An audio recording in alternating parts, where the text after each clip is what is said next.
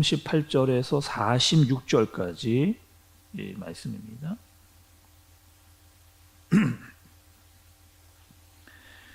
이에 예수께서 다시 속으로 비통히 여기시며 무덤에 가시니 무덤이 굴이라 돌로 막았거늘 예수께서 이르시되 돌을 옮겨 놓으라 하시니 그 죽은 자의 누이 마르다가 이르되 주여 죽은 지가 나흘이 되었음에 벌써 냄새가 나나이다.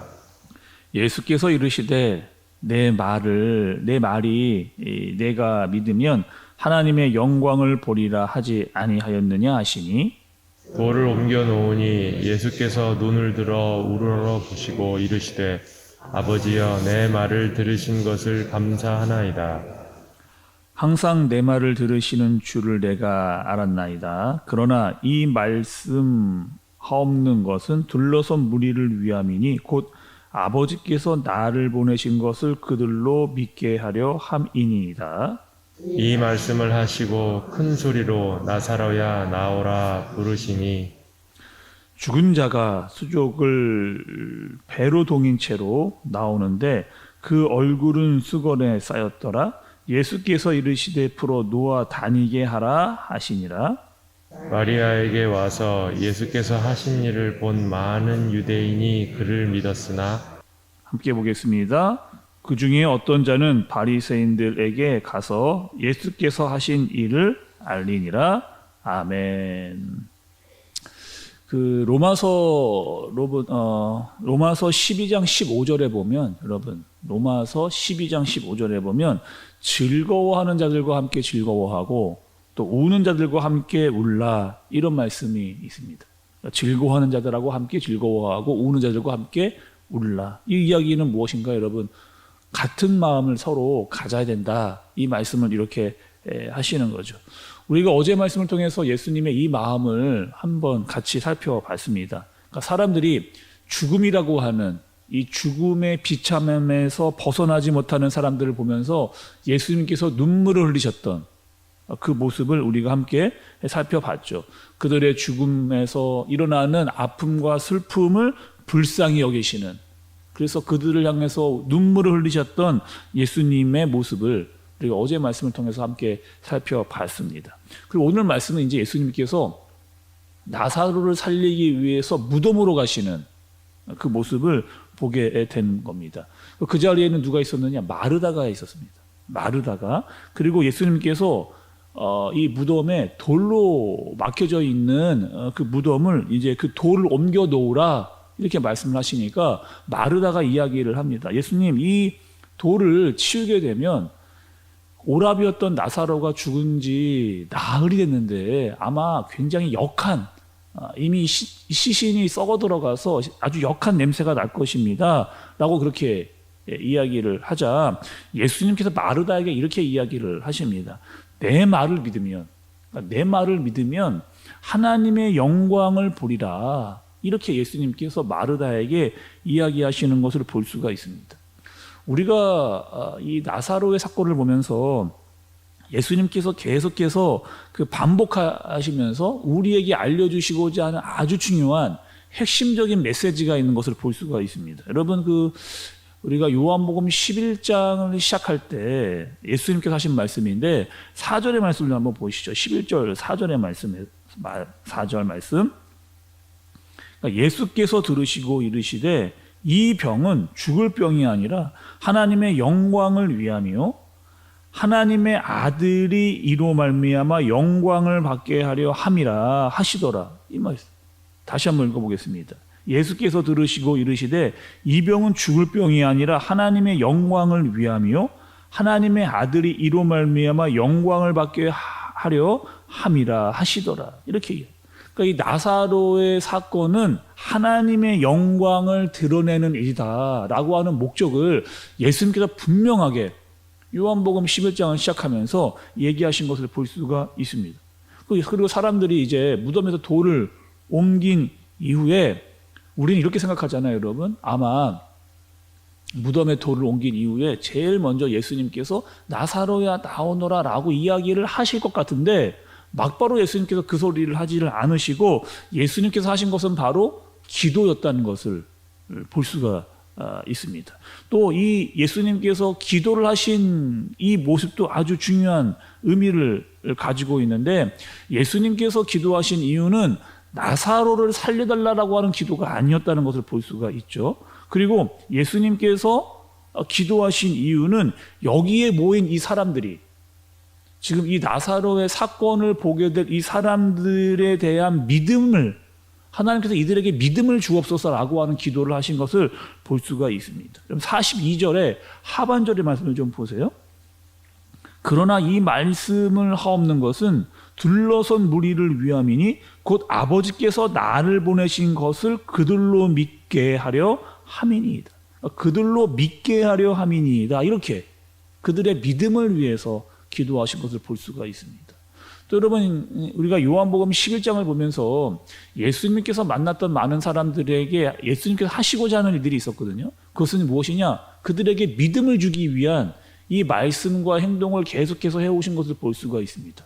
먼저는 예수님께서 제자들에게 믿음을 주시기 위해서 알려주시는 말씀들이 나왔어요. 사건이라고 하는 것을 알려주셨습니다. 이미 처음부터. 그리고 마르다에게도 믿음을 세워주시는 예수님의 모습을 살펴봤죠. 그리고 여기에 지금 모여있는 이 나사로의 죽음 때문에 모여있는 모든 사람들에게 믿음을 주기 위한 그러한 말씀과 오늘은 또 기도를 하고 있는 예수님의 모습을 볼 수가 있는 겁니다.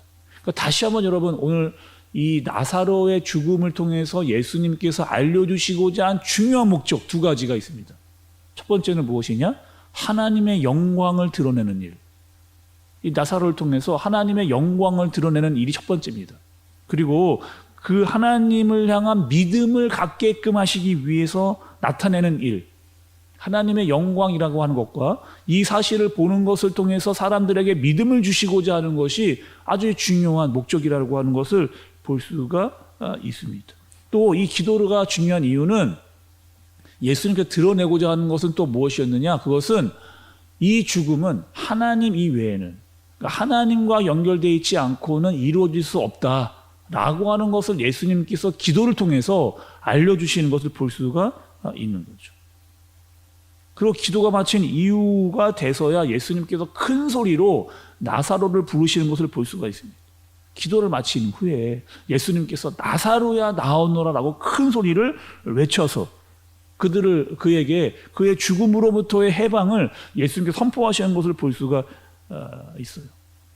여기서 큰 소리라고 하는 것은 여러분, 여기서 이 멜레이라고 하는 단어를 사용했는데, 우리가 알고 있는 이 메가폰이라고 하는 말이 여기서 유래가 된 겁니다. 그러니까 그만큼 큰 소리로 나사로야 나오라고 하는 이 큰 소리를 예수님께서 내시면서 나사로를 불러내시는 그 사건을 볼 수가 있는 거죠.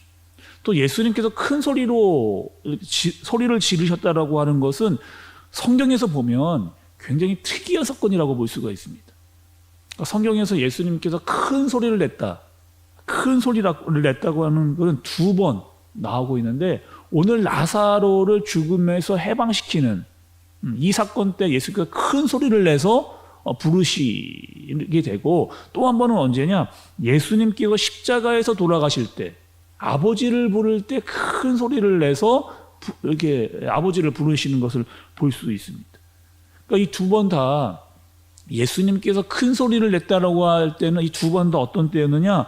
죽음 앞에서 큰 소리를 예수님께서 내셨다는 거예요. 그리고 모두 다 아버지의 이름으로 그 죽음의 권세를 마주하고 있을 때 예수님께서 큰 소리를 내셨다는 거죠. 그리고 이 죽은 자 앞에서 영광을 드러낼 수 있는 분은 다 하나님 아버지밖에 없다라고 하는 사실을 큰 소리로 예수님께서 드러내시는 것을 볼 수 있는 사건이라고 할 수가 있는 겁니다.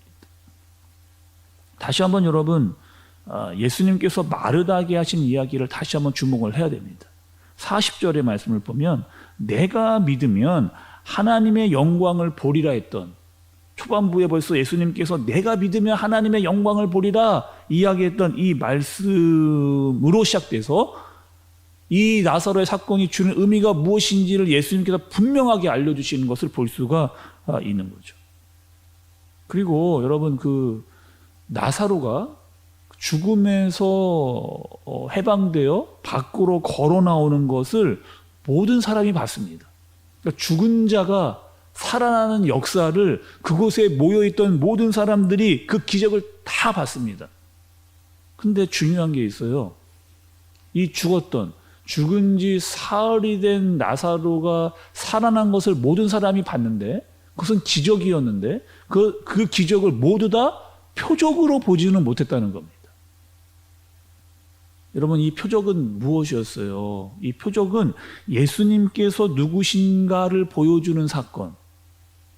그 기적이 표적이 되는 거죠.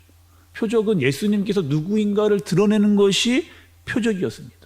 그러니까 모든 사람이 기적을 봤지만 이것을 표적으로 다 보지는 못했다는 거예요. 이것을 다 하나님의 영광으로는 보지는 못했다라고 이야기를 말씀은 우리에게 해주고 있는 것을 볼 수가 있습니다.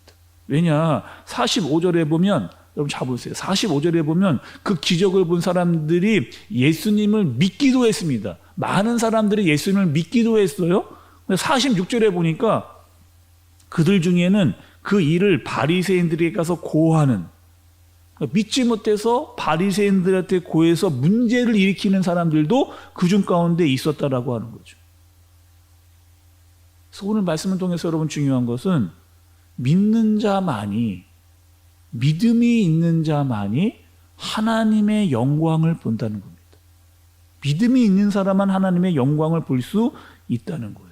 똑같은 기적을 경험을 해도 그것을 표적으로 볼 수 있는 그 사람은, 믿음이 있는 사람만 그것을 표적으로 볼 수 있고 믿음이 있는 자들만 하나님의 영광을 볼 수 있다라고 하는 사실을 우리에게 알려주고 있는 거죠.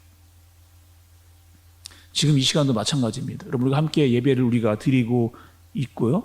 또 함께 말씀을 듣고 있습니다. 그럼 모두 다 동일하게 하나님의 역사가 나타나야 되지만 그렇지 않을 수 있다는, 믿음이 있는 자들에게만 하나님의 말씀과 그 능력이 나타난다라고 하는, 나를 믿는 자만이 하나님의 영광을 보리라 라고 예수님께서 이야기를 하시는 이 소리에 우리가 더 민감하고 집중할 수 있어야 되는 겁니다. 우리가 많은 일을 만나게 될 텐데 그 속에서 하나님의 영광을 보는 자들로 살아야 되는 거죠. 믿음을 가지고 하나님의 영광을 볼 수 있는 자들로 우리는 살아야 되는 겁니다. 그리고 영광을 비추임 받고 영광을 비추일 수 있는, 하나님의 영광을 드러낼 수 있는 사람으로 살 수 있는 그런 사람으로 살아야 되는 거죠. 그러기 위해서 우리가 은혜가 필요합니다. 하나님을 향한 믿음을 가질 수 있는 믿음으로 하나님의 영광을 볼 수 있는 사람으로 오늘을 살아갈 수 있도록 인도하여 주옵소서라고 하는 그 기도가 우리에게 간절히 필요하다는 거죠. 여전히 예수님은 우리를 큰 소리로 그 능력을 바라시고 있는 그 목소리를 우리가 듣고 하나님께로 더 나아갈 수 있는, 우리의 영혼을 깨우고 우리의 영혼을 새롭게 하시는 예수 그리스도의 능력을 믿을 수 있는 우리 모두가 되어지기를 간절히 바랍니다. 그리고 믿음을 가지고 하나님의 영광을 볼 수 있는, 오늘 하루 더욱더 믿음을 가지고 하나님의 영광의 능력을 볼 수 있는 오늘 하루를 살 수 있는 저와 여러분들 되어지시기를 예수님의 이름으로 축복합니다. 기도하겠습니다. 하나님 아버지, 오늘 말씀을 통해서 예수님을 믿는 자들에게 하나님의 영광을 보여주시겠다라고 말씀을 하셨습니다. 예수님의 그 능력, 나사로가 살아난 그 능력, 죽은 자가 살아난 그 능력, 우리의 영적인 죽음으로 있다가 예수 그리스도의 그 큰 능력이 우리에게 임하여져 살아나는 역사를 경험할 수 있도록 인도하여 주옵소서. 우리의 능력으로 말미암아, 우리의 믿음으로 말미암아 하나님의 영광을 볼 수 있도록 인도해 주시고 참여할 수 있는, 그리고 하나님의 영광을 드러내는 삶을 살 수 있는 우리 모두가 되어지도록 주님께서 우리를 인도하여 주옵소서. 예수님의 이름으로 기도드리옵나이다. 아멘.